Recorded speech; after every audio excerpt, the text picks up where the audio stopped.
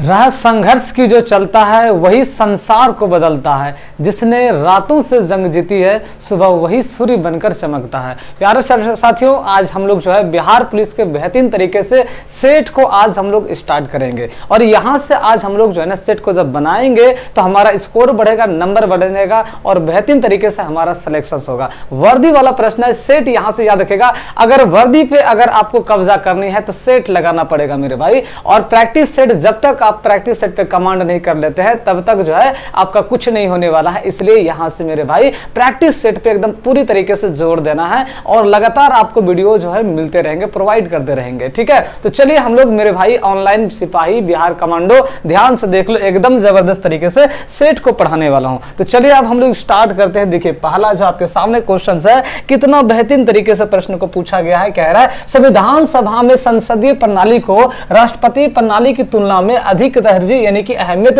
दी गई है। क्योंकि जानते हैं क्योंकि इसके संचालन का कुछ जो है अनुभव था और सुव्यवस्थित संस्थाओं को जारी रखने से अनेक लाभ थे। उसके बाद कह रहे संभावतया उन्हें ऐसी नियतकालिक जो है कार्यपालिका यानी कि फिक्स टर्म एग्जीक्यूटिव पसंद जो है थी जिसे हटाया ना जा सके। उसके बाद कह रहे बहुवादी समाज तथा विविधताओं से भरपूर देश के सभी हितों के लिए अनुकूल था। ये देखिए इनमें से क्या करना है, ये सारे के सारे क्या कह रहा है, अनुकूल थी यानी कि सब के सब क्या है, सही है। ऑप्शन नंबर क्या होंगे, डी इज राइट आंसर होंगे। ठीक है ना, चलो मेरे भाई जल्दी से बताएंगे। ठीक है, और साथ ही एक बात ध्यान से समझिएगा, संविधान सभा का जो है संविधान से पहले बताएंगे संविधान मेरे भाई संविधान कब लागू किया गया था, संविधान लागू कब किया था, कहेंगे गुरुजी 26 जनवरी जो है 26 जनवरी 1950 ईस्वी को जो है संविधान लागू किया गया था। संविधान बनकर कब तैयार हुआ था, कहेंगे गुरुजी संविधान बनकर तैयार कब हुआ था, तो 26 नवंबर 1949 को संविधान जो है बनकर तैयार हुआ था। जिसके वजह से याद रखिएगा संविधान दिवस मनाए जाते हैं। संविधान दिवस कब मनाए जाते हैं, तो याद रखिएगा 26 नवंबर को मनाया जाता है संविधान दिवस। ठीक है, चलिए मेरे भाई संविधान दिवस कब मनाया जाता है, 26 नवंबर को संविधान दिवस मनाया जाता है। और याद रखिएगा संविधान सभा की जो है संविधान सभा की मेरे भाई याद रखिएगा संविधान सभा की पहली बैठक कब हुई थी, तो याद रखना मेरे भाई 9 दिसंबर जो है 1940 को संविधान सभा की पहली बैठक हुई थी। दूसरी बैठक की पूछा जाए तो 11 दिसंबर जो है 1940 को। तीसरी बैठक मेरे भाई 13 दिसंबर 1940 को। इस प्रकार से मेरे भाई संविधान सभा की जो है कैबिनेट मिशन योजना के तहत जो है इनको बनाया गया था। ठीक है, चलिए संविधान निर्वाचित सदस्य 9 दिसंबर 1940 यानी कि 9 दिसंबर 1940 को पहली बार जो है बैठक हुई थी। ठीक है, भारत में संसदीय प्रणाली जो है मेरे भाई याद रखिएगा भारत में पूछा जाए भारत में संसदीय प्रणाली जो है कहां से लिया गया, कहेंगे गुरुजी ब्रिटेन से लिया गया है मेरे भाई, ब्रिटेन से। ठीक है, चलिए हम लोग नेक्स्ट क्वेश्चन की ओर बढ़ते हैं मेरे भाई। अगले क्वेश्चन की ओर हम लोग बढ़ेंगे। अगला क्वेश्चन आपके सामने है, देखिए कितना जबरदस्त क्वेश्चन है मेरे भाई, कितना लाजवाब क्वेश्चन है पूरी तरीके से। देखिए एकदम मेरे रसगुल्ले देखिए कितना है मेरे भाई। पाटलिपुत्र को किस शासक ने सर्वप्रथम जो है अपनी राजधानी बनाया था, बताएंगे मेरे भाई। बिहार सिपाही के आप लोग जो है ना एग्जाम्स की तैयारी कर रहे हैं और इस बार वर्दी पे कब्जा जो है ना आपकी होनी चाहिए, है कि नहीं है। एक सीट आपके लिए जो है ना पक्की होनी चाहिए मेरे भाई, ध्यान से सुन लो। कह रहे पाटलिपुत्र किस शासक ने सर्वप्रथम अपनी राजधानी बनाई थी, मेरे भाई ध्यान से समझना। उदयन जो है ना इन्होंने जो है पाटलिपुत्र पे अपनी सर्वप्रथम अपनी राजधानी बनाई थी। कहेंगे गुरुदेव जो उदयन जो है किस वंश का शासक है, कहेंगे गुरुदेव हमारा हर्यक वंश का है मेरे भाई। क्या होगा, हर्यक वंश का। और हर्यक वंश का स्थापना किसने किया था, तो इसका नाम होगा बिंबिसार। क्या नाम है इसका, बिंबिसार। समझ रहे ना, बिंदुसार नहीं बिंबिसार कहेंगे, समझ गए ना। और बिंबिसार याद रखिएगा मेरे भाई, इसी का पुत्र का नाम था जिसका नाम था अजातशत्रु ना। अजातशत्रु जो शत्रुओं का नाश करने वाला, अजातशत्रु दो ही था शासक था जो हर्यक वंश में बड़ा खतरनाक था मेरे भाई, अजातशत्रु और बिंबिसार। इसी का पुत्र का नाम था मेरे भाई, इसी का पुत्र का नाम था क्या नाम था इसका पुत्र, उदयन ना। उदयन नाम था, इन्हीं का पुत्र का नाम क्या था, उदयन था। जिन्होंने जो है मेरे भाई ध्यान से समझना जिन्होंने जो है मेरे भाई उदयन जो है उदयन ने उदयन ने अजात शत्रु को जो है ना मार करके फिर कौन बना, उदयन यहाँ का सम्राट बना। ठीक है, और उदयन जो है मेरे भाई पाटलिपुत्र की स्थापना, पाटलिपुत्र नगर के जो है इन्होंने स्थापना किया था। अशोक मेरे भाई ध्यान से बताएंगे, अशोक किस वंश का शासक है, कहेंगे गुरुदेव अशोक जो है मौर्य वंश का शासक है। कौन है अशोक, किस वंश का है, मौर्य वंश का शासक है। और मौर्य वंश का स्थापना किसने किया था, तो मौर्य वंश का स्थापना जो है ना मेरे भाई इसे चंद्रगुप्त मौर्य ने किया था। किसने, चंद्रगुप्त मौर्य ने किया था मौर्य वंश का स्थापना। चंद्रगुप्त द्वितीय क्या है मेरे भाई, कहेंगे गुरुजी ये गुप्त वंश का संस्थापक कौन है, कहेंगे गुरुजी गुप्त वंश का जो संस्थापक है उसका नाम है श्रीगुप्त। क्या नाम है, श्रीगुप्त है। समझ गए ना, गुप्त वंश का संस्थापक कौन है मेरे भाई, श्रीगुप्त। और अगर बताया जाए वास्तविक संस्थापक कौन है, कहेंगे गुरुदेव वास्तविक संस्थापक की बात करते हैं मेरे भाई, इसका नाम है चंद्रगुप्त द्वितीय। ठीक है, कनिष्क की बात कर रहे हैं मेरे भाई, कनिष्क जो है ये कुषाण वंश का शासक है। किस वंश का शासक है, कनिष्क जो है मेरे भाई, कनिष्क जो है कुषाण वंश का शासक है। आप लोग सभी बच्चे मेरे भाई एकदम जबरदस्त तरीके से मेरे ऑनलाइन कमांडो मेरे भाई एकदम सब लोग जो है ना अच्छी तरीके से कमेंट बॉक्स में बताएंगे, कोई दिक्कत है यहाँ से नहीं ना, बताएंगे उदयन जो है मेरे भाई किस वंश का शासक है, हर्यक वंश का है। हर्यक वंश का संस्थापक कौन है, कहेंगे गुरुजी हमारा कौन होगा, बिंबिसार होगा मेरे भाई। ठीक है, चलिए मेरे भाई इसके बाद ध्यान दीजिएगा यहाँ पे देखिए हर्यक वंश का अंतिम शासक कौन है, कहेंगे गुरुजी हर्यक वंश का अंतिम शासक की बात करते हैं तो हर्यक वंश का अंतिम शासक कौन है, आप लोग जल्दी से बताएंगे कमेंट में। हर्यक वंश का अंतिम शासक कौन है, तो कहेंगे गुरुजी नागदशक है। कौन है, नागदशक है। नागदशक ने जो है, नागदशक ने शिशुनाग ने इसको मार करके जो है, शिशुनाग जो है, शिशुनाग ने इसे मार करके शिशुनाग वंश की स्थापना की। कौन सी वंश, शिशुनाग वंश की स्थापना की थी। ठीक है, चलिए हम लोग मिलते हैं जबरदस्त तरीके से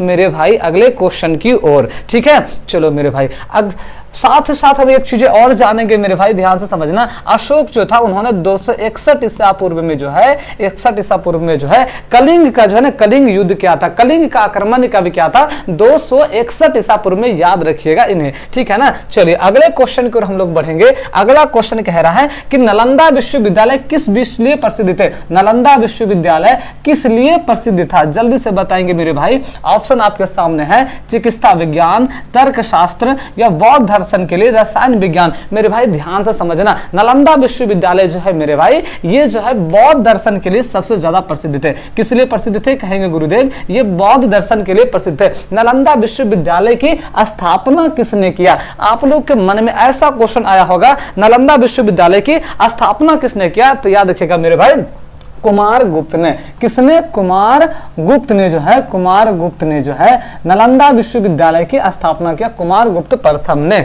चलिए मेरे भाई एकदम जल्दी से बताएंगे। इसी के साथ साथ बताएंगे मेरे भाई विक्रमशिला विश्वविद्यालय, विक्रमशिला विश्वविद्यालय की जो है स्थापना किसने किया, तो विक्रमशिला विश्वविद्यालय की स्थापना किसने किया, तो याद रखिएगा मेरे भाई पाल वंश के शासक जिसका नाम था धर्मपाल। क्या नाम था मेरे भाई, धर्मपाल। और धर्मपाल पूछा जाए किस वंश का संस्थापक, धर्मपाल किस वंश का था, तो कहेंगे गुरुजी पाल वंश का था। किस वंश का, पाल वंश का। और पाल वंश का संस्थापक की अगर बात करते हैं मेरे भाई, इसका नाम था गोपाल। क्या नाम था मेरे भाई, गोपाल नाम था इनका। पाल वंश का संस्थापक कौन है, गोपाल है। ठीक है, चलिए मेरे भाई पाल वंश का संस्थापक कौन था, गोपाल। पाल वंश ने यहाँ की जो शासकों की राजधानी हुआ करता था, इनकी जो राजधानी हुआ करता था, पाल वंशों की राजधानी हुआ करता था, इसकी राजधानी कहाँ था, जल्दी से बताएंगे राजधानी कहाँ थी, कहेंगे गुरुजी राजधानी की बात करते हैं तो राजधानी इसका जो है मुंगेर है। कहां पे, मुंगेर है मेरे भाई। ठीक है, चलो मेरे भाई एक बार जबरदस्त तरीके से भाई एक बार ना आप लोग क्या करेंगे, जो चीजें डाउट लग रही है एक बार कमेंट बॉक्स में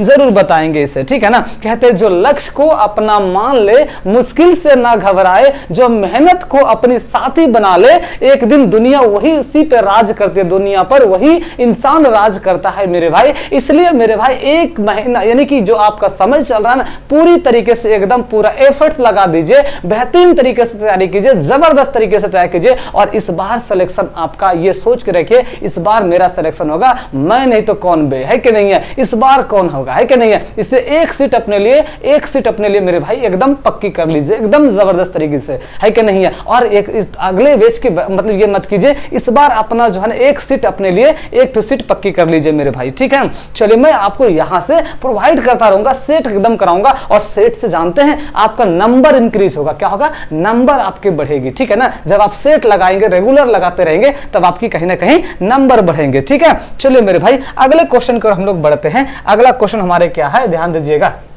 अगले क्वेश्चन की ओर हम लोग बढ़ेंगे। कह रहा है मुख्यमंत्री किसके लिए जिम्मेदार नहीं है? ध्यान से समझना मेरे भाई, मुख्यमंत्री किसके लिए जिम्मेदार नहीं है? आपके सामने राज्य प्रशासन चलाने के लिए, कानून और व्यवस्था बनाए रखने के लिए, राज्य की सुरक्षा उपयुक्त में से कोई नहीं। मेरे भाई ध्यान से समझना, मुख्यमंत्री जो है ना, याद रखिए, राज्य की सुरक्षा के लिए जिम्मेदार नहीं है। याद रखना मेरे भाई, राज्य की सुरक्षा के लिए जो है, राज्य की सुरक्षा के लिए मुख्यमंत्री क्या है? जिम्मेदार नहीं है। बोलेंगे क्यों सर? ध्यान से समझना। अनुच्छेद 355 के आधार पर राज्य की सुरक्षा के लिए संघ सरकार जो उत्तरदायी होता है। याद रखिएगा मेरे भाई, क्यों कहेंगे गुरुजी? अनुच्छेद जो होता है ना, अनुच्छेद 355 के अनुसार कह रहा है, अनुच्छेद 355 जो कहता है मेरे भाई, आधार पर राज्य की सुरक्षा के लिए संघ सरकार उत्तरदायी होता है ना। कौन होता है? कहेंगे गुरुजी, संघ सरकार जो है ना, संघ सरकार जो है उत्तरदायी होता है। समझ गए ना, उत्तरदायी होता है। कौन होता है? संघ सरकार उत्तरदायी होता है। याद रखिएगा मेरे भाई, और ध्यान से एक बात भी ये दिमाग में हटा लीजिए, 368 का संबंध जो है ना, संविधान संशोधन अनुच्छेद जो है, अनुच्छेद 368 का जो संबंध है संविधान संशोधन प्रक्रिया से है। किससे है मेरे भाई? संविधान संशोधन जो है, संविधान संशोधन प्रक्रिया से अनुच्छेद 300 जो है 68 का संबंध किससे है? संविधान संशोधन जो है प्रक्रिया से, संबंध जो है संविधान संशोधन से है। और 352 जो है मेरे भाई, 352 कहेंगे गुरुजी, 352 अनुच्छेद किससे संबंधित है? कहेंगे गुरुजी ये जो है ना, राष्ट्रीय आपातकाल से है मेरे भाई, राष्ट्रीय आपातकाल से संबंधित है। समझ गए ना, याद रखिएगा, राष्ट्रीय आपातकाल से क्या है? संबंधित है, ठीक है। 356 जो है राष्ट्रपति शासन, याद रखिएगा मेरे भाई, अनुच्छेद 356 जो है राष्ट्रपति शासन से संबंधित है, राष्ट्रपति शासन से जो है संबंधित है। कौन सा? अनुच्छेद 356 मेरे भाई, ठीक है ना। और 360 जो है मेरे भाई, 360 जो है वित्तीय आपातकाल, वित्तीय आपातकाल से, वित्तीय आपातकाल से जो है ये संबंधित है, आपातकाल से संबंधित है, ठीक है ना। तो यहाँ पे हमारा आंसर क्या होगा मेरे भाई? मुख्यमंत्री किसके लिए जिम्मेदार नहीं है? कहेंगे राज्य की सुरक्षा के लिए हमारा क्या है? मुख्यमंत्री जिम्मेदार नहीं है। क्योंकि सर ध्यान से समझिएगा, एक बात समझिएगा, 355 का संघ जो है सरकार इसके लिए क्या होता है? उत्तरदायी होता है, ठीक है। चलिए मेरे भाई अगले क्वेश्चन की ओर बढ़ेंगे, और अगला हमारा प्रश्न आपके सामने है। कह रहा है वित्तीय घाटे यानी कि डिफिसिट फाइनेंसिंग का तात्पर्य क्या है? खर्च से अधिक आय, या फिर स्थिति यानी कि इन्फ्लेटेशन से, या फिर सभी मदों से प्राप्त आय खर्च से कम। ऑप्शन नंबर क्या होगा आपका? ऑप्शन नंबर सी हो जाना चाहिए आपका, है कि नहीं है? चलिए मेरे भाई आप लोग जल्दी से एक बार बताएंगे गुरुजी समझ में आ रही है, कमेंट बॉक्स में जरूर हमें बताएंगे। अगले क्वेश्चन की ओर बढ़ेंगे। अगला क्वेश्चन कह रहा है चेंज द, यहां से अंग्रेजी भी आपको 2-3 मार्क्स का पूछेंगे, बताया जाएगा अंग्रेजी में भी किस प्रकार का अपना क्या है नहीं है, ठीक है। चलो मेरे भाई एकदम ठीक है। हाँ, चलो ओ भाई थोड़ा सा इसको जूम कर लो, हाँ अब ठीक है ना। अब ध्यान से समझो, यहाँ पे देख लो, change the following sentence from active voice ना।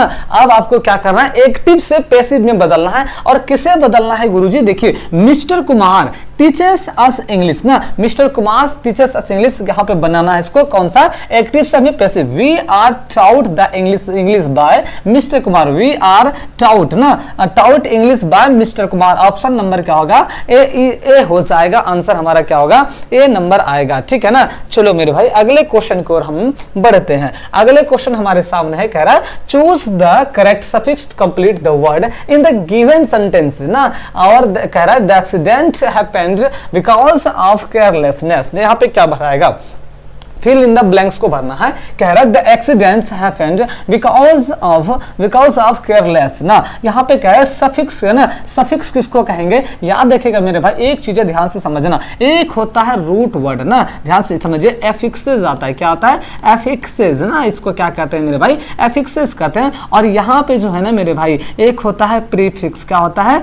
प्रीफिक्स होता है। और एक होता है ना क्या मेरे भाई? सफिक्स होता है। और ये जो होता है कहेंगे गुरुजी ये रूट वर्ड होता है। अब कहेंगे ये क्या सर, यहाँ जैसे मैंने कहा सर अनकाउंट ना, अन का मतलब ये प्रीफिक्स हो गया, और काउंट जो होता है ना गुरुदेव ये कौन होता है, रूट वर्ड होता है, सफिक्स जो होता है ये एबल। अगर जोड़ देंगे, सबको जोड़ देंगे तो क्या बन जाएगा, अनकाउंटेबल बन जाएगा। क्या बन जाएगा, अनकाउंटेबल। सेम इसी प्रकार से यहाँ पे क्या कह रहा है, यहाँ पे हमें क्या करना है, suffix to complete the word in the given sentence, उसको पूरी तरीके से दिया गया है, इसको पूरा कंप्लीट करना है सेंटेंस को। क्या होगा, तो केयरलेसली तो होगा नहीं, ये तो होगा नहीं मेरे भाई, केयरलेसनेस। ऑप्शन नंबर क्या होगा, बी इज करेक्ट आंसर आएगा मेरे भाई। समझ रहे हैं ना ऑनलाइन सिपाही, मेरे ऑनलाइन कमांडो मेरे भाई, ध्यान से सुनो, एकदम जबरदस्त तरीके से बनाना है, कहते हैं ना। चलो भाई जल्दी से अगले क्वेश्चन की ओर हम लोग बढ़ते हैं और क्वेश्चन का टेस्ट देके जाते हैं, ठीक है ना।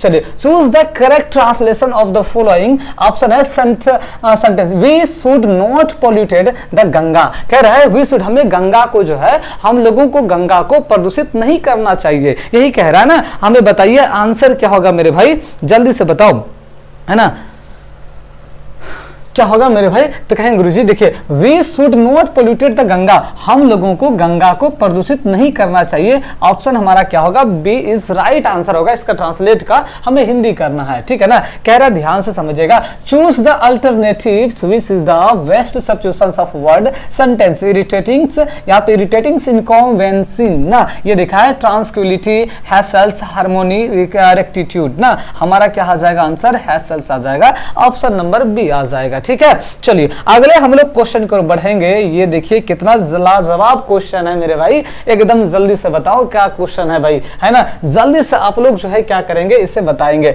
Choose appropriate article. आर्टिकल इसमें कहता है एक अच्छा सा आर्टिकल चूज कीजिए। क्या, Ram gave me one rupees note ना, क्या होगा, राम गेव मी। देखिए मेरे भाई एक बात ध्यान से समझना, जब ध्यान से सुनिएगा एकदम बेहतरीन तरीके से, इसमें क्या लगेगा क्या नहीं लगेगा, ठीक है ना। चलो भाई जल्दी से बताओ। देखिए वन अक्षर जैसे आया उच्चारण में कांस्टेंट आता, वन बोल के देखेंगे वन, तो वन में क्या होगा, अ लगेगा, जिसमें बॉडी काम कर जाए, समझ रहे हैं ना। तो वन वन है ना, तो ये क्या होगा मेरे भाई, यहाँ पे अ लगेगा। क्या लगेगा, अ लगेगा, समझ गए ना, याद रखिएगा। अगले क्वेश्चन को हम लोग बढ़ेंगे। अगला क्वेश्चन कह रहा है, निम्नलिखित में से कौन सा मूल अधिकार जो है भारतीय संविधान द्वारा नागरिकों को नहीं प्रदान किया गया है। जानते हैं भारतीय संविधान द्वारा नागरिकों को यह अधिकार दिया गया है, लेकिन जो है यहाँ पे कह रहा है नहीं दिया गया है। तो एक बात हम आपको कंफ्यूजन आपका दूर कर देता हूं। पहला ऑप्शन है देश के किसी भी भाग में बसने का अधिकार, ये तो बात सही है भैया। लिंग समानता का अधिकार दिया गया है भाई। सूचना का अधिकार, ये कह रहा है नागरिकों को कौन सा अधिकार नहीं प्रदान किया गया है।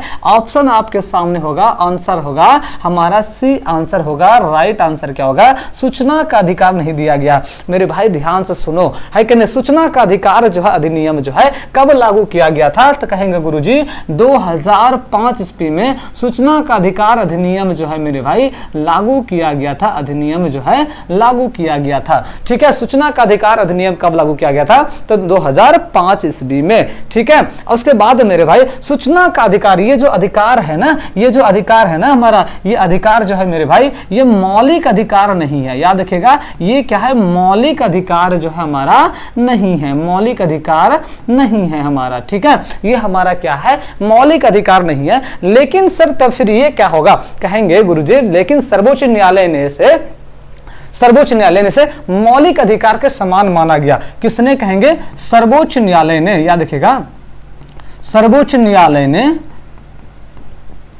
ना मौलिक अधिकार के समान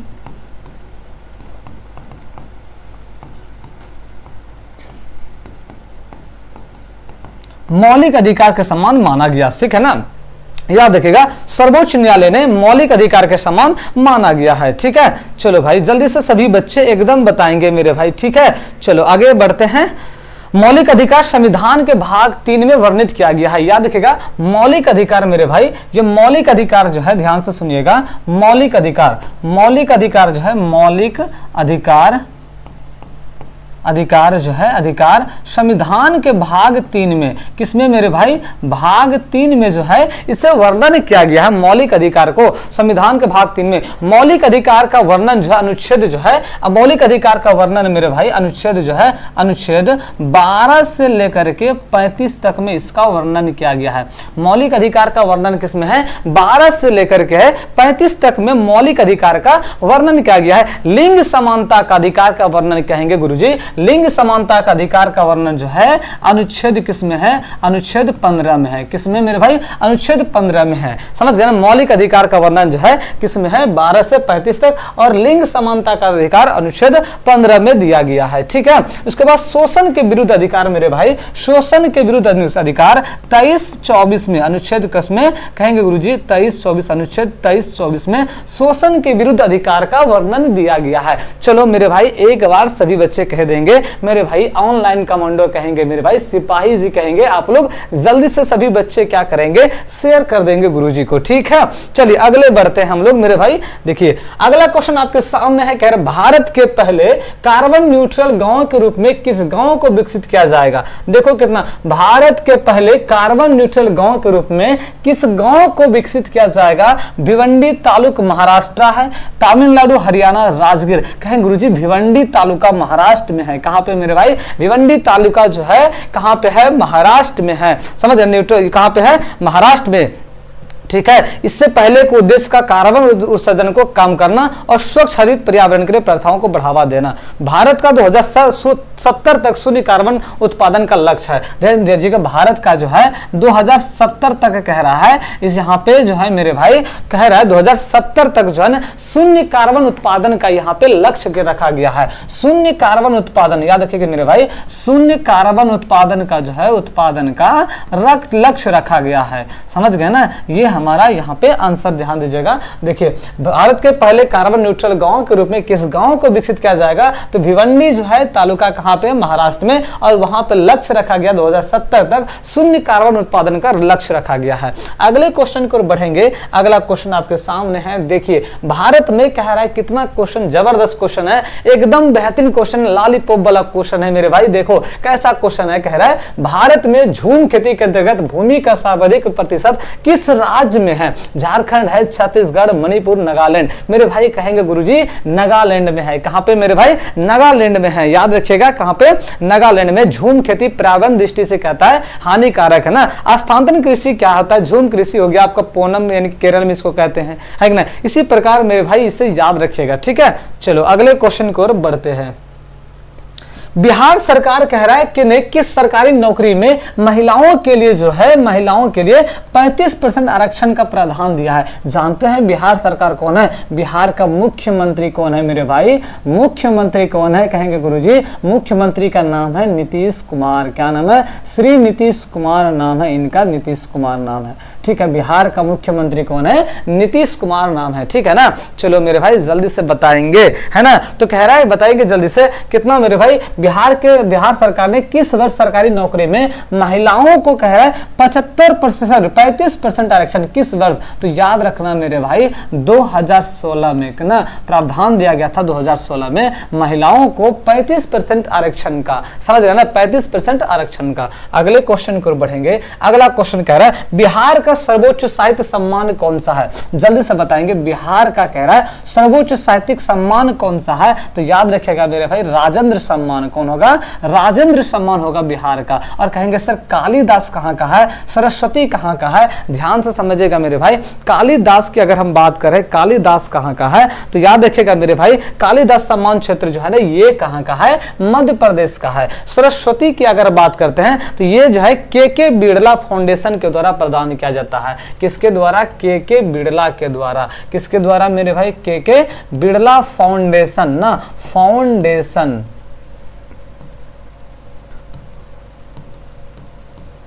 के बिड़ला फाउंडेशन के द्वारा इसे प्रदान किया जाता है। ऑप्शन हमारा क्या होगा मेरे भाई, इसका तो आंसर हमारा क्या आएगा, बी इज राइट आंसर आएगा। ठीक है, चलिए अगले क्वेश्चन की ओर बढ़ते हैं। नेक्स्ट क्वेश्चन हमारे लिए क्या है, कह रहा है शिक्षा और संस्कृति किसकी रचना है, जल्दी से बताएंगे। आप क्लास 10वीं में यानी कि 10वीं में पढ़े होंगे, शिक्षा और संस्कृति की रचना किसने की है, तो कहेंगे गुरुजी शिक्षा और संस्कृति की रचना महात्मा गांधी ने किया है। ठीक है ना, किसने, महात्मा गांधी। और महात्मा गांधी का जन्म की बात करते हैं, जन्म की बात करते हैं, इसका जन्म है 2 अक्टूबर 1869 को जन्म हुआ था। मृत्यु की बात करते हैं तो मृत्यु जो है 30 जनवरी, याद रखिएगा 30 जनवरी 1948 को गांधी जी की मृत्यु हुई थी। ठीक है, चलिए अगले देखिए हमारा क्या है, भीमराव अंबेडकर, जिसे हम लोग क्या कहते हैं, संविधान का पिता कहते हैं। क्या कहते हैं मेरे भाई, संविधान का पिता कहते हैं किसे, भीमराव अंबेडकर को। इसकी जयंती की बात करते हैं, भीमराव अंबेडकर जयंती कब मनाते हैं, तो याद रखिएगा 14 अप्रैल को मनाया जाता है। ठीक है ना, अभी जो आने वाला है ना मेरे भाई, अभी जो आने वाला है भीमराव अंबेडकर जयंती 14 अप्रैल को मनाए जाएंगे। ठीक है ना, साथ ही याद रखिएगा मेरे भाई बिहार दिवस जो है ना, बिहार दिवस कब मनाए जाते हैं, कहेंगे गुरुजी बिहार दिवस जो है 22 मार्च को मनाया जाता है। याद रखिएगा मेरे भाई अंतर्राष्ट्रीय महिला दिवस कब मनाया जाता है, कहेंगे गुरुजी 8 मार्च को मनाया जाता है। कब मनाया जाता है, 8 मार्च को। प्रवासी मजदूर दिवस कब मनाया, तो प्रवासी दिवस कब मनाए जाते हैं, तो याद रखिएगा 9 जनवरी को, 9 जनवरी को मनाया जाता है। प्रवासी मजदूर दिवस जो है 9 जनवरी को मनाया जाता है। कहेंगे गुरुजी ये देखिए, ये जो हमारा है नलिन बिलोचन शर्मा, नलिन बिलोचन शर्मा का जो है ये 20 के दांत का लेखक है। किसका, 20 के दांत का लेखक कौन है, नलिन बिलोचन शर्मा। ठीक है ना, चलिए मेरे भाई ये जो है मेरे भाई यतीन्द्र मिश्र, इसको कहेंगे नौबत खाने में इबादत ना, नौबत खाने में इबादत का लेखक कौन है, इबादत का लेखक कौन है, यतीन्द्र मिश्र है मेरे भाई। ठीक है, चलो तो इस प्रकार जो है हम लोग पूरी तरीके से सेट को जबरदस्त तरीके से मेरे भाई शेयर करते जाएंगे और साथ ही साथ अच्छे तरीके से मजेदार के साथ एकदम मोटिवेशन के साथ पढ़ते रहेंगे। मेरे भाई कहते हैं ना कि जो देखिए लक्ष्य जो है ना हमेशा बड़ा रखिए, है कि लक्ष्य हमेशा क्या रखना है, एकदम बड़ा रखना है लक्ष्य को। ठीक है ना, चलिए उसे पाने के लिए हम लोग को दिन रात मेहनत करनी है। और अभी जो हमें अगर वर्दी लेना है मेरे भाई, तो आपको जो है ना दिन रात मेहनत करनी पड़ेगी और जबरदस्त तरीके से इसे जो है एक लक्ष्य मन में, एक जो है माइंड सेट आपको अच्छा होना चाहिए आपका इसमें। ठीक है ना, चलिए अगले हम लोग बढ़ते हैं नेक्स्ट क्वेश्चन की ओर। कहता है अति शुद्धो स्नेह को मार्ग है जहां निकुशानपन बांक नहीं। उपयुक्त पंक्ति कह रहा है किनकी है, उपयुक्त पंक्ति जो है किनकी है, कहेंगे गुरुजी ये तो घनानंद की है। किसकी है, घनानंद की है मेरे भाई। ठीक है ना, चलिए अगले क्वेश्चन की ओर बढ़ते हैं। अगला क्वेश्चन आपके सामने है, देखिए 20 के दांत किसकी रचना है, कहेंगे देखिए गुरुजी ये 20 के दांत जो है ना, 20 के दांत किसकी रचना है, ऑप्शन हमारा क्या आएगा, देखिए यहाँ पे दिया है नलिन बिलोचन शर्मा। क्या है मेरे भाई, नलिन बिलोचन शर्मा। डी ऑप्शन गायब है भैया, है ना, डी ऑप्शन यहाँ पे लिखा गया है घनानंद। ठीक है ना, टेंशन ना ले, लेकिन यहाँ पे हमारा क्या होगा, नलिन बिलोचन शर्मा होगा। अगले क्वेश्चन को बढ़ेंगे। अगला क्वेश्चन कह रहा है सही वर्तनी वाले शब्द का चयन कीजिए। देखिए आप भी भूलते हैं ना, इसको हम लोग क्या कहते हैं, भुलक्कड़ कहते हैं ना, कहते हैं गाँव में नहीं कहते हैं भुलक्कड़ है कहीं का ना, ये कहते हैं भुलक्कड़ हो गया है, याद नहीं रखता पूरा भुलक्कड़ है। बताइए भुलक्कड़ कैसे लिखा जाता है, वाले शब्द का चयन कीजिए सही शब्द का। कुछ कुछ ऐसे क्वेश्चन आपको पूछ देता है कि आप घबरा जाते हैं। बताएंगे भुलक्कड़ कैसा शब्द है, बताओ भाई, ये देखो गलत है, भुलक्कड़, भुलक्कड़ कैसे लिखते हैं आप लोग जल्दी से बताएंगे। हमारे हिसाब से तो ऑप्शन नंबर डी है मेरे भाई। आप बताएंगे कैसे लिखते हैं मेरे भाई, कमांडो भाई, किस प्रकार से आप लिखते हैं मेरे भाई, है ना, चलो जल्दी से बताएंगे। अगले क्वेश्चन को बढ़ेंगे। देखो मेरे भाई बिहार के सिपाही ध्यान दो एकदम पूरे भाई, ध्यान से एकदम अच्छे से देखो क्या है, सरला से फल खाया जाता है का कतरीवाच क्या होगा, सरला से फल खाया जाता है, कतरीवाच क्या होगा, जल्दी से बताएंगे। सरला से फल खाया जाता है, कतरीवाच क्या होगा, सरला फल खाई, सरला ने फल खाया, सरला ने फल खाई, क्या होगा, कहेंगे गुरुजी देखिए ये ना सरला फल खाती है, सरला क्या है, फल खाती है। डी इज राइट आंसर होगा हमारा। अगले क्वेश्चन को बढ़ेंगे। अगला क्वेश्चन कह रहा है एक पूर्णतः जो है ना, पूर्णतः प्रत्याश टक्कर में है, केवल जो है बताएंगे जल्दी से, क्या पूर्णतः टक्कर में है, बताइए भाई इसमें कह रहा है एक पूर्णतः प्रयास टक्कर में है, तो याद रखेगा इसमें जो है ना दोनों गतिज ऊर्जा जो है और संवेग दोनों इसमें संचित रहेगा, संरक्षित रहेगा। क्या रहेगा? दोनों इसमें संरक्षित रहेगा, दोनों का दोनों संरक्षित रहेगा। ठीक है, चलो अगले क्वेश्चन को बढ़ेंगे। अगला क्वेश्चन है, कहता है जब हम रगड़ के गद्दे वाली सीट पर बैठते हैं, जब हम रगड़ के गद्दे पर सीट पर बैठेंगे तो या फिर गद्दे लेटते हैं ऐसे सो जाएंगे, ऐसे है कि नहीं, तो उसका आकार में परिवर्तन होता है ना, उसका आकार में परिवर्तन। ऐसे पदार्थ किसमें पाया जाता है? जब आकार में परिवर्तन हो मेरे भाई ना, जब हम आकार में परिवर्तन होता है तो ऐसे हम चीजों को हम लोग कहेंगे स्थितिज ऊर्जा कहेंगे। क्या कहेंगे? स्थितिज ऊर्जा कहेंगे इसको हम लोग। ठीक है ना, इसको क्या कहेंगे मेरे भाई? स्थितिज ऊर्जा कहेंगे। ठीक है, चलो अगले हम लोग बढ़ते हैं नेक्स्ट क्वेश्चन में। अगला क्वेश्चन कह रहा है व्यक्ति अपनी दाढ़ी बनाने के लिए जिस दर्पण का प्रयोग में लाता है उसे क्या कहते हैं? व्यक्ति कह रहा है अपनी दाढ़ी बनाने के लिए जिस दर्पण का प्रयोग में लाता है उसे क्या कहते हैं? दाढ़ी बनाने के लिए मेरे भाई अवतल दर्पण का प्रयोग करता है। किस दर्पण का? अवतल दर्पण का प्रयोग करता है। और अवतल दर्पण का जो परावर्तक सतह होता है मेरे भाई, परावर्तक सतह जो होता है इसका धंसा हुआ होता है। कैसा होता है? धंसा हुआ होता है परावर्तक सतह। अवतल दर्पण की फोकस दूरी की बात करते हैं मेरे भाई, अवतल दर्पण की फोकस दूरी क्या होती है? कहेंगे गुरुजी ऋणात्मक होता है मेरे भाई। क्या होता है? ऋणात्मक। वही अगर हम उत्तल दर्पण की बात करें, इसकी फोकस दूरी की बात करते हैं, फोकस दूरी की बात करते हैं तो धनात्मक होती है। क्या होती है? एकदम धनात्मक होती है मेरे भाई। ठीक है ना, चलिए उत्तल दर्पण की फोकस दूरी क्या होती है? धनात्मक। इसका परावर्तक सतह क्या होता है? परावर्तक सतह उभरा हुआ होता है। कैसा होता है? उभरा हुआ होता है। ठीक है ना, उत्तल दर्पण की परावर्तक सतह क्या होता है? उभरा हुआ होता है।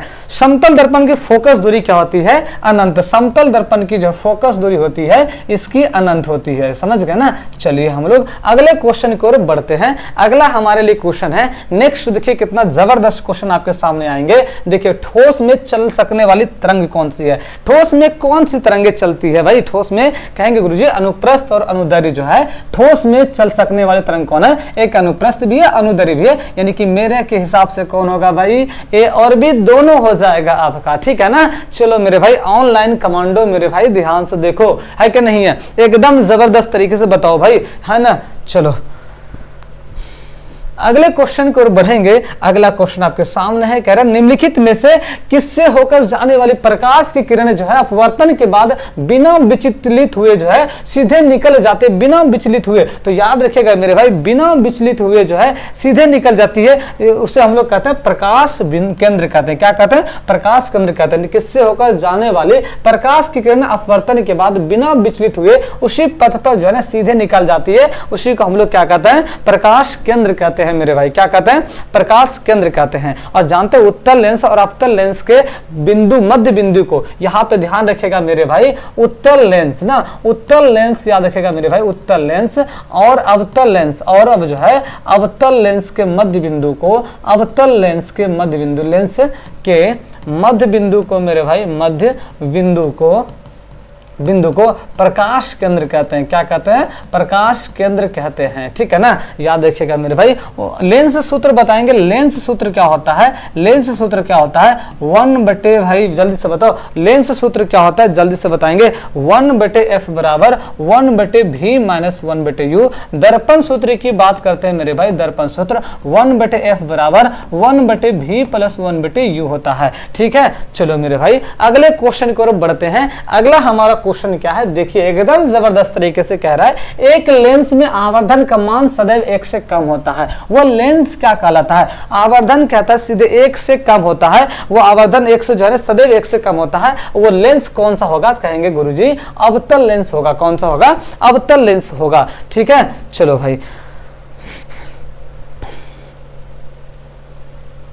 जब प्रकाश की किरणें मेरे भाई एक दूसरे किरण से जाती है तो अवतल हो गया। चलो ठीक है ना। ये कौन होगा? हमारा अवतल लेंस होगा। ठीक है ना, अवतल लेंस होगा। अगले क्वेश्चन को बढ़ेंगे। आवर्धन किसे कहते हैं? जल्दी से बताएंगे आवर्धन किसे कहते हैं?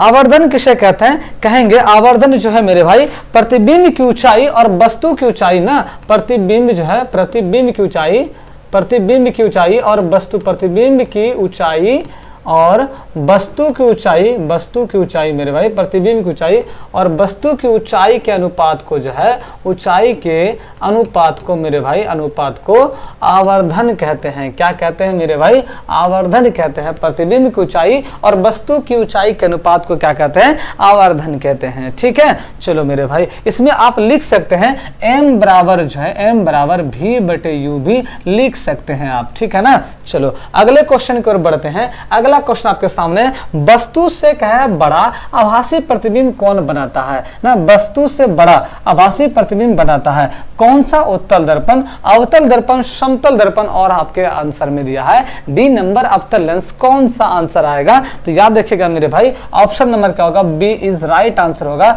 हमारा, अवतल दर्पण होगा। क्या होगा? अवतल दर्पण होगा। ठीक है ना। चलो अगले क्वेश्चन की ओर बढ़ते हैं मेरे भाई। अगला क्वेश्चन आपके सामने है, कह रहा है चुंबकीय फ्लक्स का एसआई मात्रक क्या होगा? चुंबकीय फ्लक्स का जो है, चुंबकीय फ्लक्स का मेरे भाई एसआई मात्रक क्या होगा? तो याद रखिएगा मेरे भाई, चुंबकीय फ्लक्स का एसआई मात्रक वेबर होता है। क्या होता है? वेबर होता है। याद रखिएगा मेरे भाई, वेबर। और एक वेबर जो होता है ना मेरे भाई, एक वेबर जो होता है, एक वेबर जो होता है टेस्ला बटे, क्या होता है मेरे भाई? टेस्ला ना, टेस्ला बटे क्या होता है? टेस्ला। अब बटे क्या लिखना है? टेस्ला बटे क्या लिखना है मेरे भाई? 1 मीटर स्क्वायर होता है। क्या होता है? 1 मीटर स्क्वायर। 1 मीटर जो है, 1 मीटर स्क्वायर होता है। टेस्ला बराबर क्या होता है? 1 मीटर स्क्वायर ना, सॉरी 1 वेबर बराबर क्या होता है? टेस्ला बटे क्या होता है? मीटर स्क्वायर ना। चुंबकीय क्षेत्र का एसआई मात्रक क्या होगा ना? चलो भाई जल्दी से बताएंगे, चुंबकीय क्षेत्र का एसआई मात्रक क्या होगा?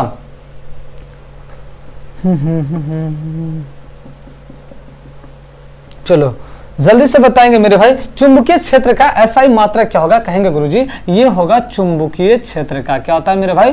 चुंबकीय क्षेत्र का जो है एसआई मात्रक क्या होगा?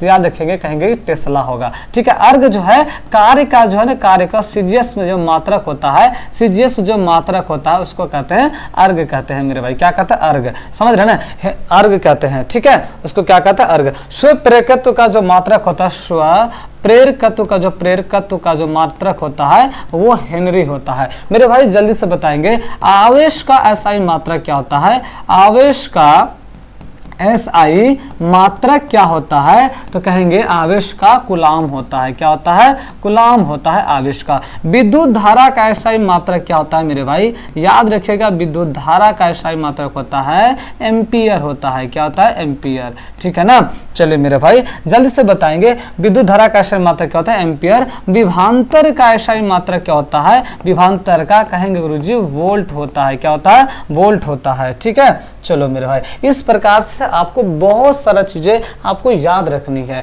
अगले क्वेश्चन को बढ़ेंगे, कह रहा है निम्नलिखित में से उस विकल्प का चयन करें। त्रिशंकु होना, मुहावरे का अर्थ क्या है? कहेंगे त्रिशंकु होना, अधर में लटकना। क्या होगा? अधर में लटकना होगा, अधर में लटकना होगा। ठीक है ना। चलो मेरे भाई अगले क्वेश्चन की ओर बढ़ते हैं। अगले क्वेश्चन हमारे सामने है, देखिए कितना जबरदस्त क्वेश्चन है मेरे भाई। बिहार के एग्जाम्स के लिए कितना बेहतरीन तरीके से क्वेश्चन पूछा गया है, बस थोड़ा मेहनत करनी है मेरे भाई। ऑप्शन नोट का मात्रक क्या है? कह रहे हैं मेरे भाई, ऑप्शन नोट का मात्रक क्या है? ऑप्शन नोट का मात्रक क्या होता है मेरे भाई? देख लीजिए एक बार क्वेश्चन, इसका कहते हैं फैराडे मीटर होता है। क्या होता है? फैराडे मीटर होता है। याद रखना, ऑप्शन नोट का सही मात्रक क्या होता है? Faraday metre. और ऑप्शन नोट का जो मान होता है ना मेरे भाई, इसकी जो मान होता है याद रखेगा 8.85 इंटू 10⁻12 जो है ना, ये हमारा इसका होता है कूलाम स्क्वायर। न्यूटन जो दिया गया है सेंटीमीटर न्यूटन स्क्वायर भी आप कर सकते हैं, गुना मीटर स्क्वायर लिख दीजिए इसमें। ठीक है ना, ये इसका क्या होता है? मात्रक होता है। ठीक है। चलो मेरे भाई, है ना। और फराडे जो है मेरे भाई, फराड जो है, फराड जो लिखेंगे, फराड जो है ये विद्युत धारिता का क्या है? विद्युत धारिता का मात्रक है, धारिता का मात्रक है मेरे भाई। ठीक है। अगर पूछा जाए मेरे भाई कूलाम किसका है? कहेंगे आवेश का मात्रक है। और हेनरी स्वप्रेरकत्व का जो है मात्रक है हेनरी। ठीक है। चलो आगे हम लोग बढ़ते हैं मेरे भाई। नेक्स्ट क्वेश्चन आपके लिए इतना ही, आज हम मेरे लिए इतना ही मेरे भाई। मिलेंगे नेक्स्ट वीडियो में, तब तक सभी को जय हिंद। आप अच्छी तरीके से पढ़ते रहे मेरे भाई। बिहार के क्या ही बताएं। ठीक है, आज के लिए इतना ही, मिलते हैं नेक्स्ट वीडियो में।